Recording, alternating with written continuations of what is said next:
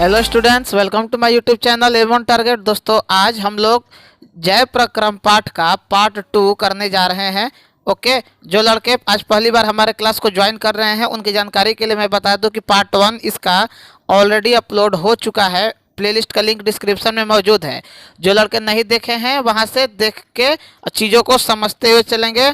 इस वीडियो के माध्यम से हम लोग एनसीईआरटी का जो आपका क्लास 10 का बुक है उसको लाइन बाय लाइन पढ़कर उसके सभी अर्थों को समझने का प्रयास करते हैं, और साथ ही जो टॉपिक या जो पॉइंट इम्पोर्टेंट है उसे मैं नोट भी करवाता हूं, ताकि आपका ऑब्जेक्टिव भी यहीं से रेडी होते चले जाए। और सब्जेक्टिव का जो प्रश्न उत्तर है वहां भी आपको कैसे लिखना है, क्या करना है, हर एक चीज़ के बारे में पूरी व्याख्या बताता हूँ। अगर आप पहली बार हमारे चैनल पर हैं तो चैनल को सब्सक्राइब करके जुड़ जाइएगा, क्योंकि हमारे इस चैनल पर बिहार बोर्ड के लिए क्लास 9 से लेकर क्लास 12 तक की पढ़ाई बिल्कुल मुफ्त में होती है। तो कल हम लोगों ने देख लिया था हर एक चीज़। अब हम लोगों को मनुष्य में जो पोषण था उससे संबंधित चीज़ों को आज देखना था। कल हम लोगों ने स्वपोषी, विषमपोषी, अमीबा अपना भोजन कैसे ग्रहण करता है, पैरामीशियम का भोजन का प्रक्रिया, जंतु में पोषण का प्रक्रिया हम लोग देख चुके थे। ओके, आज हम लोगों को देखना है कि मनुष्य में जो पोषण की प्रक्रिया है वह कैसे है। ठीक है, तो आइए इसके बारे में हम लोग आज अच्छे से ध्यान से सुनते रहिएगा और समझते हुए किताब खोल के बैठिएगा। जहां हम अंडरलाइन करवाएं लाल रंग से, वहां आपको भी अपने किताब में अंडरलाइन करना है। ओके, आइए स्टार्ट करते हैं क्लास को। आहार नाल यानी एलिमेंट्री कैनाल को आहार नाल बोलते हैं। हिंदी और इंग्लिश दोनों में हम लगभग समझाते हुए चलते हैं। मुख से गुदा तक विस्तारित एक लंबी नली है, जिसमें इस नली के विभिन्न भागों को देखा जा सकता है। जो भोजन हमारे शरीर में एक बार प्रविष्ट हो जाता है उसका क्या होता है या कहाँ किस प्रकार से प्रक्रम की चर्चा करते हैं। मतलब इसमें आपको ये कहा जा रहा है कि जो हमारा एलिमेंट्री कैनाल है यानी फूड पाइप, जो स्क्रीन पे अभी आप यहाँ पे देख रहे हैं, यहाँ से ये शुरू होता है और ये पूरा अंदर तक देख लीजिए कितना बड़ा है। भोजन को मुंह में डालना, पचना, हर प्रक्रिया, ये जिह्वा है, जीव, मुख गुहा, ग्रासिका, ठीक, जिससे हम लोग लर्नेक्स और वॉइस बॉक्स भी बोलते हैं। यहाँ पे आप पित्ताशय देख रहे हैं, ठीक, यहाँ पे पीत नली है, यकृत है यानी लीवर है, अग्नाशय यानी पैनक्रियाज है, अमाशय यानी स्टमक है। दोनों भाषा में समझा रहे हैं, चीज़ों को समझते हुए चलिएगा। और ये गुदा द्वार है, ठीक है, यानी एनस है। तो यहाँ तक फैला हुआ है आपका एलिमेंट्री कैनाल। देख लीजिए कितना बड़ा है। और ये किसका चित्र है? तो मनुष्य के पाचन तंत्र का चित्र है। ये आपके बिहार बोर्ड के मैट्रिक परीक्षा में 5 नंबर में आता है, इसका पूरा व्याख्या और चित्र के साथ। तो ध्यान से चीज़ों को समझिएगा, क्योंकि ये 5 नंबर वाला क्वेश्चन है। आइए इसके बारे में हम लोग देखते हैं। भोजन खाते हैं जिन्हें भोजन नली से गुजरना होता है। प्रकृति रूप से भोजन को प्रक्रम से गुजरना होता है, जिससे वो उसी प्रकार के छोटे छोटे कणों में बदल जाता है। ठीक है, तो हम दांत से चबाकर पूरा कर लेते हैं, क्योंकि आहार का अभी हम पढ़ के इसको व्याख्या करेंगे कैसे, क्या कहने का इसका मतलब है। बहुत कोमल होता है, अतः भोजन को गीला किया जाता है ताकि इसका मार्ग आसान हो जाए। मतलब जब हम लोग भोजन को मुंह में डालते हैं तो उसके बाद कूचते हैं। कूचने के बाद एक लार निकलता है जिसका नाम है सलाइवा। सलाइवा के माध्यम से हमारा भोजन मुलायम होता है और ताकि निगलने में आसानी हो। ठीक है, जब आप भोजन खाते हैं तो कुछ देर कुचने के बाद उसमें एक लार जैसा संरचना आने लगता है। ठीक है, वही है सलाइवा। सलाइवा के माध्यम से भोजन मुलायम होता है और वह हमारे गर्दन के नीचे वाले हिस्से से, यानी यहाँ से लाल कलर से हम इंडिकेट कर दे रहे हैं, यहाँ से नीचे की तरफ बढ़ता है। ओके, जब हम अपना पसंद का कोई पदार्थ खाते हैं तो हमारे मुंह में पानी आ जाता है। यह वास्तव में केवल जल नहीं, यह लार ग्रंथि से निकलने वाला एक रस है, जिसे लारस या लार कहते हैं। जैसे कोई चीज़ हम भोजन देखते हैं जो हमें बहुत पसंद होता है तो देख के ही मुंह में पानी आ जाता है। इसका मतलब हमारे मुंह में वो लार ग्रंथि के माध्यम से वो क्रिएट हो जाता है। जिस भोजन को हम खाते हैं उसका दूसरा पहलू कि उसकी जटिल रचना है कि यदि शोषण आहार नाल के द्वारा करना है तो उसके छोटे छोटे अणुओं में खंडित करना होगा। मतलब केवल अगर हम रोटी लिए, मुंह में डाल लिए, बिना कूचे घोट जाएंगे तो वो जल्दी नहीं पचेगा, बहुत समय लेगा और निगलने में भी परेशानी होगा। इसीलिए उसको हम लोग पहले अच्छे से कूचते हैं।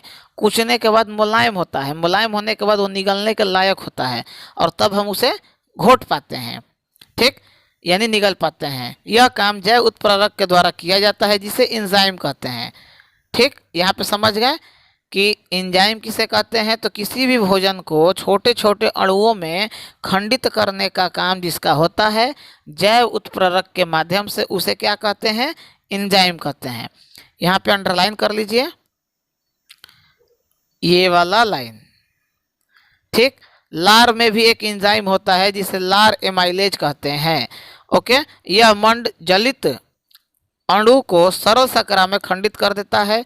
भोजन को चबाने के दौरान पेशीय जीवा भोजन को लार के साथ पूरी तरह मिला देती है। ठीक है, इस लाइन को पूरा अंडरलाइन आपको करना है जो लाल कलर से किया गया है।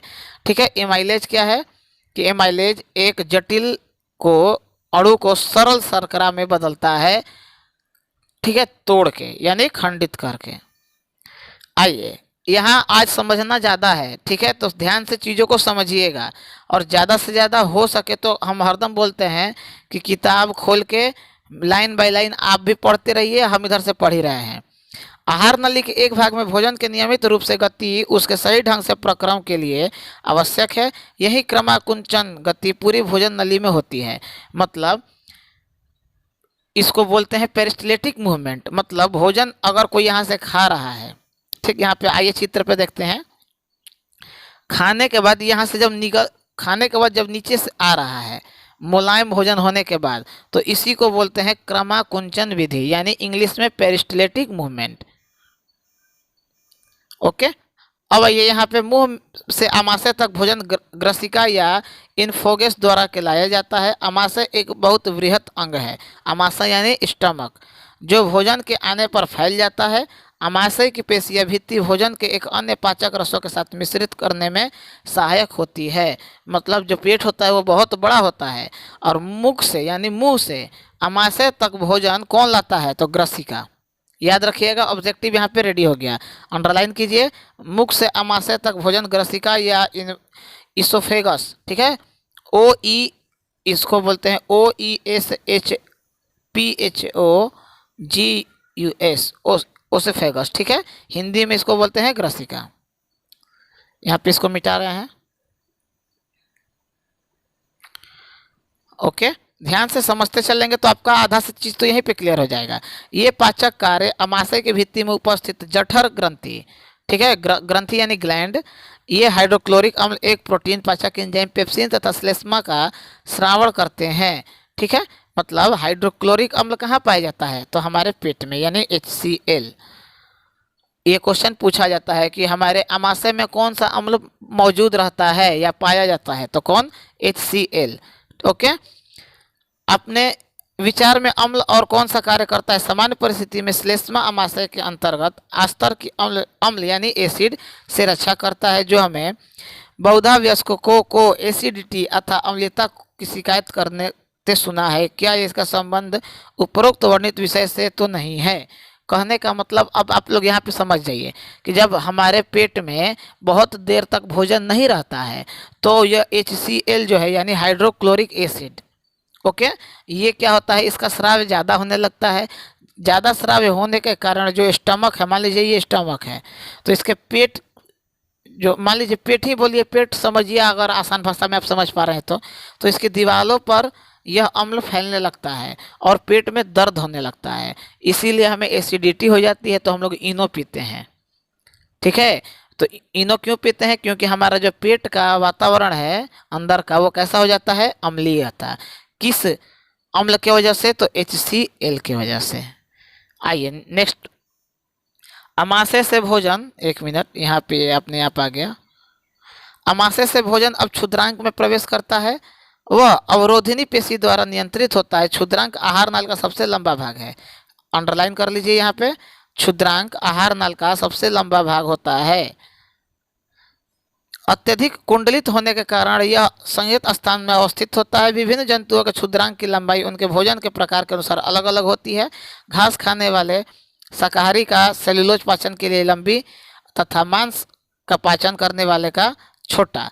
कल ऑब्जेक्टिव में परसों हम करवाए भी थे इस चीज़ को कि जो एलिमेंट्री कैनाल है आपका, ओके, जो सिस्टम वाला है भोजन के पाचन की प्रक्रिया से संबंधित, मांस खाने वाले यानी मांसाहारी का छोटा होता है, लेकिन जो शाकाहारी हैं उनका ज़्यादा बड़ा होता है मांसाहारी की तुलना में। ओके, ध्यान पर रखिएगा। आइए नेक्स्ट पेज पे चलते हैं। आज ज़्यादा समझने वाला है और इससे क्वेश्चन 5 नंबर का आता है और सबसे ज़्यादा ऑब्जेक्टिव भी इसी से आता है। क्षुद्रांक कार्बोहाइड्रेट, प्रोटीन तथा वसा के पूर्ण पाचन का स्थल है। ठीक, यहाँ पे अंडरलाइन कीजिए।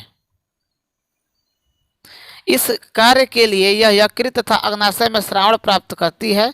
ओके, अब आइए यहाँ से अमाशय में से आने वाले भोजन अम्लीय हैं और अग्नाशयिक एंजाइम की क्रिया के लिए इसे क्षारीय बनाया जाता है। पूरा ये एकदम जरूरी है। ये जो मनुष्य में पोषण है, ये टॉपिक पूरा अच्छे से ध्यान से आप लोग भी पढ़ लीजिएगा क्योंकि ये बहुत ज़्यादा इम्पोर्टेंट है। यकृत से स्रावित पित्त रस यानी लीवर के माध्यम से जो बाइल जूस को सीक्रेट किया जाता है, इसका कार्य है कि वसा पर क्रिया करने के अतिरिक्त क्षुद्रांक में वसा बड़ी गलिकाओं के रूप में होता है, जिससे उस पर एंजाइम का कार्य करना मुश्किल हो जाता है। पित्त लवण उन्हें छोटी गलिकाओं में खंडित कर यानी तोड़ देता है, जिससे एंजाइम की क्रियाशीलता बढ़ जाती है। यह साबुन का मैल पर इमल्सीकरण की तरह ही है। जैसे साबुन है हम लोगों के शरीर पर गंदगी को साफ करता है, ठीक है, उसी प्रकार ये कार्य करता है। ओके, आइए यहाँ पे अब हम लोग पढ़ते हैं। अग्नाशय अग्नाशयी का रस का स्रावण करता है यानी पैनक्रियाज पैनक्रिएटिक जूस का निर्माण करता है, जिसमें प्रोटीन के पाचन के लिए, ठीक है, प्रोटीन के पाचन के लिए ट्रिप्सिन नामक एंजाइम होता है। याद रखिएगा ऑब्जेक्टिव कि प्रोटीन के पाचन में कौन सा एंजाइम सहायक होता है, तो ट्रिप्सिन, तथा इमल्सीकृत वसा का पाचन करने के लिए लाइपेज एंजाइम होता है। बहुत इंपॉर्टेंट लाइन है, याद रखिएगा, जो लाल कलर से भी किए हैं। ओके, आइए अगला लाइन पर देखते हैं। क्षुद्रांक की भित्ति में ग्रंथि होता है जो आंतरस स्रावित करती है। एकदम अच्छे से ध्यान से समझिएगा, फिर से बता रहे हैं। प्रोटीन का पाचन कौन करता है, तो ट्रिप्सिन, ओके, और वसा का पाचन कौन करता है, तो लाइपेज। याद रखिएगा, ऑब्जेक्टिव में इससे संबंधित क्वेश्चन आएंगे। आइए, उपस्थित एंजाइम अंत में प्रोटीन को अमीनो अम्ल, प्रोटीन को किस में, अमीनो अम्ल में, कार्बोहाइड्रेट को ग्लूकोज में और वसा को वसा अम्ल में तथा ग्लिसरॉल में परिवर्तित कर देता है। फिर से ध्यान से सुनिए, प्रोटीन को अमीनो अम्ल में, कार्बोहाइड्रेट को ग्लूकोज में और वसा को वसा अम्ल तथा ग्लिसरॉल में। ध्यान से रट जाइएगा कि प्रोटीन टूटता है तो क्या बनता है, तो अमीनो अम्ल, कार्बोहाइड्रेट तो ग्लूकोज, वसा तो वसा अम्ल तथा ग्लिसरॉल। Next paragraph. पाचित भोजन का आंत की भित्ति अवशोषित कर लेती है। क्षुद्रांक के आंतरिक भाग में अनेक उंगली जैसी प्रवर्धा होती है जिसे दीर्घरोम कहते हैं, ठीक है, यानी विलाई, VILLI। ये अवशोषण का सतह क्षेत्रफल बढ़ा देती है। ओके, अवशोषण यानी एब्जॉर्प्शन। दीर्घरोम में रुधिर वाहिका के बहुतायत होते हैं जो भोजन में अवशोषित करके शरीर की प्रत्येक कोशिका तक पहुंचाते हैं। यहाँ इसका उपयोग ऊर्जा प्राप्त करने, नए ऊतक के निर्माण में और पुराने ऊतक के मरम्मत में होता है। किसका, ये दीर्घरोम का। यहाँ पे इसका कार्य लिख लीजिए। ये 2 नंबर में क्वेश्चन आया था। बिना पचा भोजन बृहदान्त्र में भेज दिया जाता है। यहाँ दीर्घरोम इस पदार्थ में से जल का अवशोषण कर लेता है। अन्य पदार्थ गुदा द्वारा शरीर के बाहर कर दिए जाते हैं। इस वर्ज्य पदार्थ का बहिक्षेपण गुदा अवरोधिनी द्वारा नियंत्रित किया जाता है। ओके, आइए अब नेक्स्ट पे हम लोग चलते हैं। नेक्स्ट पेज पे चलते हैं। ये श्वसन यानी रेस्पिरेशन। ये क्रियाकलाप आपको नहीं पढ़ना है, बिना मतलब का ये टाइम पास होता है। यहाँ पे जो इम्पोर्टेंट है, जहाँ से हम लोगों का काम होगा वो पढ़ना है। आइए हम लोग यहाँ पे जिन खाद्य पदार्थों का अंतर्ग्रहण पोषण प्रक्रम के लिए होता है, ये कोशिका उनका उपयोग विभिन्न जैव प्रक्रम के लिए ऊर्जा प्रदान करने के लिए करती हैं। जैसे हम लोग भोजन जब खाते हैं तो ग्लूकोज कैसे निकलता है, सोचने वाली बात है। तो जब हम लोग ऑक्सीजन लेते हैं तो ऑक्सीजन हमारे हेमोग्लोबिन के साथ मिल जाता है और वो हेमोग्लोबिन रक्त के माध्यम से हर एक हिस्से में ऑक्सीजन को पहुंचाता है। ठीक है। और भोजन के टूटने के लिए ऑक्सीजन की उपस्थिति जरूरी है, तभी वो टूटेगा, नहीं तो नहीं टूट पाएगा। और उसके बाद ग्लूकोज का निर्माण होगा और हमारे शरीर को ऊर्जा प्रदान होगा। विविध जीव हमें विभिन्न क्रिया द्वारा करते हैं। कुछ जीव ऑक्सीजन का उपयोग ग्लूकोज को पूर्णतः कार्बन डाइऑक्साइड तथा जल में विखंडित करने के लिए करते हैं, जबकि कुछ जीव दूसरे पथ का उपयोग करते हैं जिससे ऑक्सीजन प्रयुक्त नहीं होती है।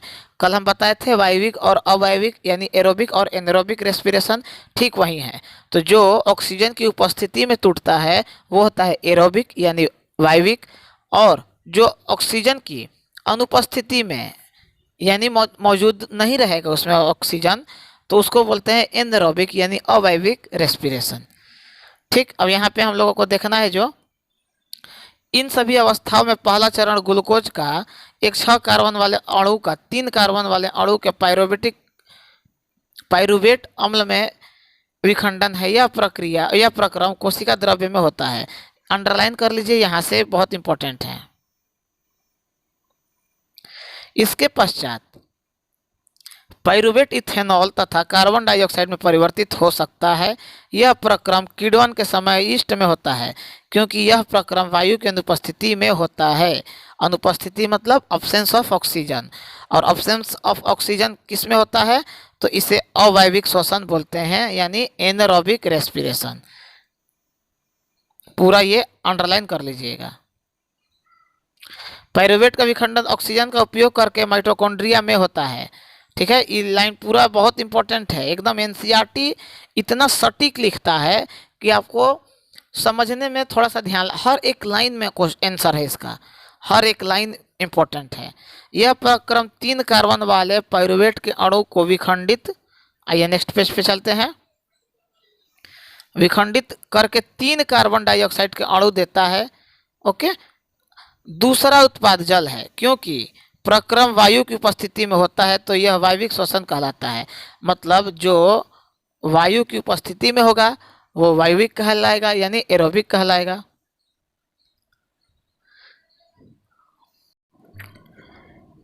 ओके। तो वायविक श्वसन में ऊर्जा का मोचन अवायविक श्वसन की अपेक्षा बहुत अधिक होता है। ठीक है। अंडरलाइन कर लीजिएगा। कभी कभी हमारा पेशी, इसको नहीं अंडरलाइन करना है, कभी कभी हमारी पेशी कोशिका में ऑक्सीजन का अभाव हो जाता है। पाइरुवेट के विखंडन के लिए दूसरा पथ अपनाया जाता है। यहाँ पाइरुवेट एक अन्य 3 कार्बन वाले अणु लैक्टिक अम्ल में परिवर्तित हो जाता है। अचानक किसी क्रिया के होने से हमारी पेशियों में लैक्टिक अम्ल का निर्माण होना क्रैम्प के कारण हो सकता है। ठीक है। लैक्टिक एसिड यहाँ पे अंडरलाइन कर लेना है, ये वाला किसी क्रिया से लेकर हो सकता है तक। आइए, ये समीकरण है, इसको आप लोग अपने से एक बार बस पढ़ लेंगे। अब यहाँ पे जो इम्पोर्टेंट है लाइन वो ये है कि कोशिकीय शोषण द्वारा मोचित ऊर्जा तत्काल ही एटीपी नामक अणु के संश्लेषण में प्रयुक्त हो जाती है, जो कोशिका के अन्य क्रिया के लिए ईंधन की तरह प्रयुक्त होती है। एटीपी के विखंडन से एक निश्चित मात्रा में ऊर्जा मोचित होती है। मोचित मतलब निकलती है, जो कोशिका के अंदर होने वाले एंडोथर्मिक क्रियाओं को का परिचालन करती है। ये बहुत पूरा लाइन इंपॉर्टेंट है, अच्छे से पढ़िएगा इसको। ओके। आपको पता ही है कि एटीपी ऊर्जा का करेंसी है, ऑब्जेक्टिव करवाए भी थे और अभी ऑब्जेक्टिव करवाएंगे भी। ओके। तो ध्यान से चीज़ों को समझते हुए चलिए। यहाँ एटीपी के बारे में बस आपको एक बार रीड कर लेना है किताब में खुद से। जो लड़के एनसीईआरटी रखे हैं वो ठीक है, जो नहीं रखे हैं या तो इंटरनेट से डाउनलोड कर लीजिए, या तो ज़्यादा से ज़्यादा 100 से 150 के बीच में मिलेगा, खरीद लीजिए आराम से, ज़्यादा महंगा भी नहीं है। आइए अगले पेज पे चलते हैं। क्योंकि वायविक श्वसन में ऑक्सीजन पर निर्भर रहता है। सही बात है भाई, वायविक श्वसन का मतलब क्या, ऑक्सीजन की उपस्थिति। अतः वायविक जीवों को यह सुनिश्चित करने की आवश्यकता होती है कि पर्याप्त मात्रा में ऑक्सीजन ग्रहण की जा रही है। ठीक है। जैसे बिना ऑक्सीजन के उपस्थिति में वह अपना कार्य कैसे करेंगे, क्यों, क्योंकि वह वायविक श्वसन वाले हैं यानी एरोबिक रेस्पिरेशन वाले हैं। गैसों पौधे में गैसों का आदान प्रदान रंध्र के द्वारा करते हैं और अंतर कोशिका अवशोष अवकाश का यह सुनिश्चित करते हैं कि सभी कोशिका वायु के संपर्क में है। यहाँ कार्बन डाइऑक्साइड तथा ऑक्सीजन का आदान प्रदान विसरण द्वारा होता है। यहाँ पे नोट कीजिए, अंडरलाइन कीजिए। कार्बन डाइऑक्साइड और ऑक्सीजन का आदान प्रदान किस विधि के द्वारा होता है? तो विसरण के द्वारा होता है। कौन करता है? तो रंध्र करता है। रंध्र कहाँ पाया जाता है? तो पत्तियों पे पाया जाता है। ठीक है, ये कोशिका में या उससे दूर बाहर वायु में जा सकती हैं। विसरण की दिशा पर्यावरणिक अवस्थाओं तथा पौधों की आवश्यकता पर निर्भर करती है। रात्रि में जब कोई प्रकाश संश्लेषण की क्रिया नहीं हो रही है, कार्बन डाइऑक्साइड का निष्कासन ही मुख्य आदान प्रदान क्रिया है। दिन में श्वसन के दौरान किसी कार्बन डाइऑक्साइड प्रकाश संश्लेषण में प्रयुक्त हो जाती है, अतः CO2 नहीं निकलता है। इस समय ऑक्सीजन का निकलना ही मुख्य घटक है। कब? दिन में ऑक्सीजन और रात में कार्बन डाइऑक्साइड निकलता है। कहाँ से? पौधे से। जंतुओं में पर्यावरण के ऑक्सीजन लेने और उत्पादित कार्बन डाइऑक्साइड से छुटकारा पाने के लिए विभिन्न प्रकार के अंगों का विकास हुआ है। स्थलीय जंतु वायुमंडलीय ऑक्सीजन लेते हैं, परंतु जो जंतु जल में रहते हैं वो जल में विलेय ऑक्सीजन ही उपयोग करने की आवश्यकता है। अंडरलाइन कर लीजिएगा पूरा ये, कि जो वायुमंडल से सांस लेते हैं वो तो वायुमंडल के जो ऑक्सीजन है उससे ले लेते हैं, लेकिन जो पानी में रहने वाले जीव जंतु हैं वो अपना ऑक्सीजन कहाँ से लेते हैं?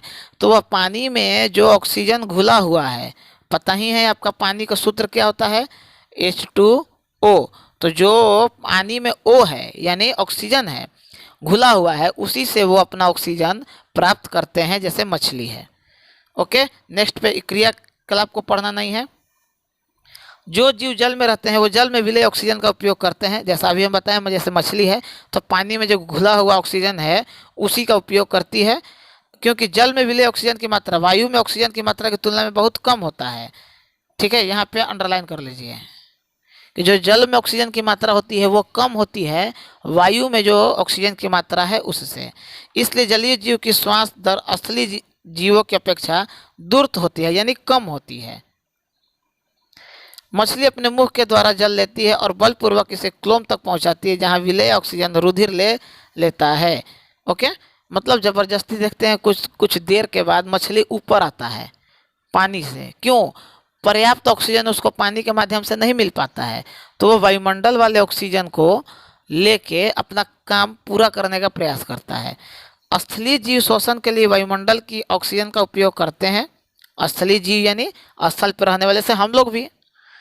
विभिन्न जीवों में यह ऑक्सीजन भिन्न भिन्न अंगों द्वारा अवशोषित की जाती है। मतलब जैसे हम लोग हैं तो सांस ले रहे हैं नाक से, कुछ ऐसे हैं जो चमड़े से स्किन से सांस लेते हैं, कीड़ा मकोड़ा ट्रेकिया के माध्यम से लेता है। तो अलग अलग जीव में अलग अलग श्वास लेने का तरीका बनाया गया है। इन सभी अंगों की रचना होती है जो इस सतही क्षेत्रफल को बढ़ाती है जो ऑक्सीजन बहुल्य वायुमंडल के संपर्क में रहता है। ठीक, क्योंकि ऑक्सीजन व कार्बन डाइऑक्साइड का विनिमय इस सतह के आर पार होता है, अतः यह सतह बहुत पतली और मुलायम होती है। ठीक, इस सतह की रक्षा के उद्देश्य से शरीर के अंदर अवस्थित होती है, अतः इस क्षेत्र में वायु के आने के लिए कोई रास्ता नहीं होना चाहिए। इसके अतिरिक्त जहां ऑक्सीजन अवशोषित होती है उस क्षेत्र में वायु अंदर और बाहर होने के लिए एक क्रियाविधि होता है। जैसे नाक है हम लोगों का, तो नाक के माध्यम से ही हम लोग सांस लेते हैं और सांस छोड़ते हैं। अब आप बोलेंगे सर फेफड़ा क्या करता है? अरे यार, तो फेफड़ा माध्यम थोड़ी है, फेफड़ा तक पहुंचता है, लेकिन किसके माध्यम से पहुंचता है? तो नाक के ही माध्यम से ना सांस लेते हो। अब वो कोई बोलेगा सर हम तो मुंह के माध्यम से भी लेते हैं, तो मुंह के माध्यम से सांस मत लेना, नहीं तो मरने में ज़्यादा टाइम नहीं है। चलो आओ अगले पेज पे चलते हैं। यहाँ पे देखो, अभी बता ही रहे थे, देखो वो चित्र आ ही गया। वायु शरीर के अंदर नस द्वारा यानी नजल कैविटी के द्वारा जाता है। अंडरलाइन करना। नस द्वारा जाने वाले वायु मार्ग में उपस्थित महीन बलों द्वारा निष्पादित हो जाता है।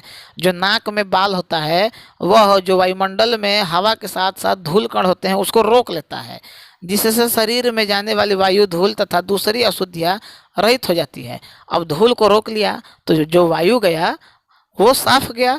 इस मार्ग में श्लेष्मा की परत होती है जो इस प्रकार में सहायता करती है कि यहाँ से वायु कंठ द्वारा फुसफुस में प्रवाहित होते हैं। फुसफुस एक ऑर्गन है हमारे शरीर का। कंठ में उपस्थित के वलय उपस्थित होते हैं। यह सुनिश्चित करता है कि वायु मार्ग निपतित ना हो। मतलब जब हम हवा अपने अंदर प्रवेश करा रहे हैं, ठीक, तो नाक में जो बाल होते हैं उसके द्वारा उसके धूल कण को रोक दिया जाता है और एक श्लेष्मा के माध्यम से यह तय कर लिया जाता है कि हाँ, जो हवा जा रहा है वह पूरी तरह शुद्ध है। आइए, ये आपका डायग्राम है, यहाँ पे आप देख रहे हैं, देखिए ये डायग्राम है, ठीक। ये श्वास नली है, उपस्थित वाला मुख गुहा, ग्रसनी, कंठ और ये नस द्वार, यहीं के माध्यम से हम लोग सांस ले रहे हैं। अब आते हैं नीचे।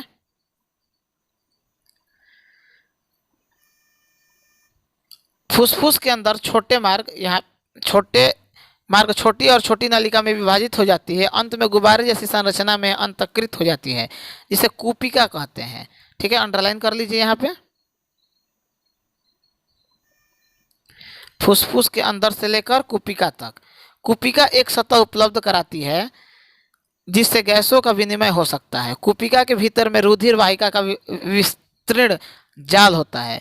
जैसा हम प्रारंभिक वर्षों में देख चुके हैं कि जब हम सांस अंदर लेते हैं हमारी पसलियाँ ऊपर उठती है, ठीक है। सांस लेकर देखो, तुम्हारा जो चेस्ट है वो ऊपर की तरफ उठेगा और हमारा डायफ्राम चपटा हो जाता है, ठीक। याद रखना, जब हम सांस लेते हैं तो जो पसलियाँ हैं, पसली मतलब लंग्स, समझो ना, लंग्स, फेफड़ा फूलता है और फूलता है तो ये डायफ्राम जो है ये चपटा हो जाता है। आप बोलेगा डायफ्राम क्या है, तो देखो डायफ्राम यही है, ठीक, नीचे वाला पोर्शन। ये हम लोग हिंदी में इसको बोलते हैं बाता। चलो आगे देखो, ध्यान से समझते रहो। इसके परिणाम स्वरूप वृक्ष गुहा बड़ी हो जाती है। इस कारण वायु फुसफुस के अंदर चूस ली जाती है, मतलब घींच लिया जाता है और विस्तृत कूपिका को भर लेती है। जब सांस लिए तो हवा अंदर गया तो ये फूल के ऊपर आया, तो मतलब सांस के माध्यम से वो अंदर अपने रोक लिया। रुधिर शेष शरीर से कार्बन डाइऑक्साइड कूपिका में छोड़ने के लिए लाता है। कूपिका रुधिर वाहिका का रुधिर मतलब ब्लड, ठीक ना। कूपिका से वायु से ऑक्सीजन लेकर शरीर को सभी कोशिका तक पहुंचाता है। श्वास चक्र के समय जब वायु अंदर और बाहर होता है तो फुसफुस सदैव वायु का अपशिष्ट आयतन रखते हैं, जिससे ऑक्सीजन का अवशोषण तथा कार्बन डाइऑक्साइड के मोचन के लिए पर्याप्त समय मिल जाता है। ये पूरी प्रक्रिया है हमारे सांस लेने और छोड़ने के लिए। ओके, यहाँ पे आपको ये वाला खुद से पढ़ना है कि धूम्रपान स्वास्थ्य के लिए हानिकारक है, क्यों। ये 2 नंबर में क्वेश्चन आ सकता है, तो ऐसा पढ़िए आप लोग कि थोड़ा सा कुछ अपने से भी आप बना के लिख सकते हैं। अब ये नहीं कि सर सब आपे करवा दीजिए। आइए, जैसे जंतु शरीर का आकार बढ़ता है, केवल विसरण दाब शरीर के विभिन्न अंगों में ऑक्सीजन पहुंचने के लिए अपर्याप्त है, उसकी दक्षता कम हो जाती है। फुसफुस की वायु से श्वसन वर्णक ऑक्सीजन लेकर उन ऊतकों तक पहुंचता है, यानी ऊतक यानी टिश्यू तक, जिनमें ऑक्सीजन की कमी है। मानव में श्वसन वर्णक हीमोग्लोबिन है जो ऑक्सीजन के लिए उच्च बंधुत्व रखता है। अब बताए ही हैं कि जो हमारा ऑक्सीजन है हीमोग्लोबिन के साथ मिलकर शरीर के प्रत्येक हिस्से में ऑक्सीजन को भी पहुंचाता है, खून को भी पहुंचाता है और ऊर्जा को भी पहुंचाता है। यह वर्णक लाल रुधिर कणिका में उपस्थित होते हैं, यानी आरबीसी में उपस्थित होते हैं। कार्बन डाइऑक्साइड जल में अधिक विलेय है और इसलिए इसका परिवहन हमारे रुधिर में विलेय अवस्था में होता है। अंडरलाइन कर लीजिए यहाँ पे, कार्बन डाइऑक्साइड जल में अधिक विलेय होता है, ठीक है, इसीलिए इसका परिवहन हमारे शरीर में विलेय अवस्था में होता है। अब यहाँ पे इसको पढ़ लेना है और ये उसी पे आधारित प्रश्न है। देखिए, श्वसन में ऑक्सीजन की पर्याप्त के लिए दिशा एक जलीय जीव की अपेक्षा स्थलीय जीव किस प्रकार लाभप्रद है। ग्लूकोज वाला बता दिए हैं। ये भी चारों मतलब हम बता, जो भी क्वेश्चन है उसको आप लोग कर लेंगे और जो लड़के अच्छे से सुने होंगे वो। अब यहाँ पे हम लोगों का जो अगला टॉपिक है वो है वाहन, यानी ट्रांसपोर्टेशन। तो कहाँ ट्रांसपोर्टेशन, मानव में। तो आज रह देते हैं इतना ही। आज हम लोगों ने क्या पढ़ा, तो मानव में, मानव यानी मनुष्य में पोषण का पूरी प्रक्रिया को समझा, जिसमें पाचन और श्वसन शामिल था। अब हम लोग पढ़ेंगे आगे मानव में वहन, ठीक। तो आज इतना ही रहने देते हैं। ध्यान रहे, भले 3 का जगह 4 पार्ट में वीडियो आए, लेकिन हम लोगों को पढ़ना है आराम से, एकदम एक एक टॉपिक को अच्छे से समझना है। अब ट्रांसपोर्टेशन यानी वाहन, तो मानव में वाहन आएगा, तो जंतु में भी आएगा, पौधों में भी आएगा। ठीक है, पौधों में भी वाहन आएगा कि पौधों में भाई कैसे खाना जाता है, पानी जाता है, मनुष्य में कैसे जाता है, किसके माध्यम से जाता है। तो हर एक टॉपिक पे आधे घंटे का वीडियो आएगा एकदम पूरे विस्तार में। तो रहने देते हैं आज इतना ही। और ध्यान में, जैसा कि पिछले वीडियो में भी मैंने बताया था कि हमारे इस चैनल पे क्लास 9 से लेकर, ठीक है, क्लास 9 से लेकर क्लास 12 तक की पढ़ाई होती है, जिसमें क्लास 10 का भी चल रहा है। बहुत कम दिनों के अंदर ही आपका क्लास 9 और 12th का भी पढ़ाई एक साथ शुरू होने वाला है। ओके, कैसे आएगा, कब आएगा, कहाँ आएगा, कहाँ का, यूट्यूब पे ही आएगा। तो मतलब हर एक का शेड्यूल हम आपको बता देंगे। साथ ही जो लड़के फेसबुक और टेलीग्राम ग्रुप को ज्वाइन नहीं किए हैं तो कर लेंगे, क्योंकि सारी सूचना वहीं पे आपको प्रदान की जाती है। साथ ही इंस्टाग्राम का भी लिंक डिस्क्रिप्शन में आपको दिया है गया है, वहाँ से भी आप कुछ पूछ सकते हैं। और अभी तक जो लड़के सब्सक्राइब नहीं किए हैं चैनल को, तो सब्सक्राइब कर लेंगे। और अगर वीडियो अच्छा लगा हो तो लाइक करेंगे। कोई समस्या अगर हो तो कमेंट में ज़रूर बताएंगे। ओके, और घबराने से काम चलेगा नहीं। हर एक चीज़ का एक तरीका होता है। अब कोई बोलेगा हिंदी पढ़ाने के लिए, कोई इंग्लिश, कोई मैथ, कोई साइंस, तो ऐसे नहीं चलता है। हमको अपने हिसाब से पढ़ाने दो, ताकि समय पे तुम लोगों का सिलेबस हम पूरा करवा पाएँ, नहीं तो फिर हमको ब्लेम मत करना। ओके, तो मिलते हैं नेक्स्ट वीडियो में, तब तक के लिए हमें इजाज़त दीजिए। जय हिंद, जय भारत।